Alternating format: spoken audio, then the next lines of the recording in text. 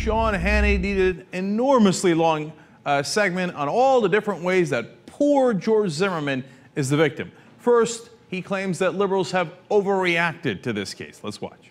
Look, we don't know all the facts, and this has been my complaint from the very beginning here, is that we have members of Congress that said he was hunted down, meaning Trayvon Martin, like a rabid dog. You have people that say he was profiled. No evidence suggests that. People saying he was killed because he is black. You have activists. You have a bounty on somebody's head. You've got now, so much surrounding this case. The special prosecutor says, no, absolutely no influence whatsoever. So, constantly, the bounty on his head, we've got the activists.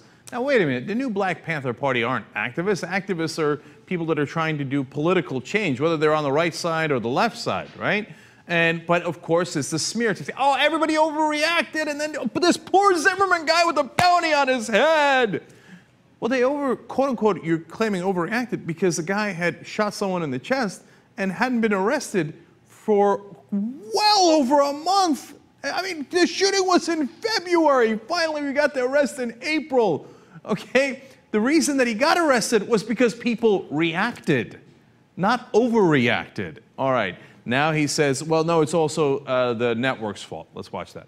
Shannon, I still go back to, I think, the key interview up to this point. Again, not having all the facts, not rushing to judgment on this program the way other networks have. We have 3 networks, and we'll deal with this later in the program. NBC edits a tape that makes it quite incriminating towards Mr. Zimmerman. Then, of course, we have ABC. They get the video of Mr. Zimmerman going to the police station. They have to retract when they say, oh, no evidence of any injuries. A closer examination showed that. And then we have another network that has an audio specialist that says that a racial slur was uttered. That had to be retracted. So you got NBC, ABC, CNN all retracting in this case, and then irresponsible comments by members of Congress. We got a bounty on the head of George Zimmerman. A lot of things surrounding this. Again, the bounty on Zimmerman's head by the ridiculous fringe group that represents absolutely no one, but he keeps throwing it out there like poor Zimmerman, the victim. He's the victim of that bounty, the activists, the liberals, the congressmen, and the 3 networks, mainstream media, against this poor George Zimmerman guy who shot the 17-year-old kid in the chest and didn't get arrested for it, but God, he's the victim here. Well, Sean, you're doing a terrific job of defending him, so let's keep going a little bit more. Now, apparently, we're going to cry about how that Zimmerman might be right after all on his version of the story. Watch this. But you did have the one definitive interview. There was an eyewitness from day one, and you interviewed him, I believe it was immediately thereafter, or pretty close thereafter, and your eyewitness was adamant in saying that he saw Trayvon Martin on top of George Zimmerman beating Mr. Zimmerman, which would be consistent with A, the broken nose, the lacerations in the back of the head, and the grass stains that apparently were on the back of his shirt. We know there's one other witness, too, that says that same exact thing. So, yes, there are questions. So that would then be 2 witnesses that corroborate at least the story that Trayvon was beating up Mr. Zimmerman. And I would argue, and you're a prosecutor, that barring any new information we get, and we say that sincerely because I think we are going to learn new facts in the case, that, at least on the surface, seems to corroborate Mr. Zimmerman's story at the time. Well, of course, George Zimmerman's totally right about everything. Now, we saw the video. He didn't seem to have a broken nose at all, but it doesn't matter. Zimmerman's case is taken at face value by Fox News. Oh, he had a bloody nose. And Trayvon was on top of him, according to Sean Hannity. That's why when Zimmerman shot him, he got no blood on him at all. Because that always happens. When you shoot someone directly above you, their blood doesn't spill on you at all. But hey, it's Fox News. George Zimmerman must be right.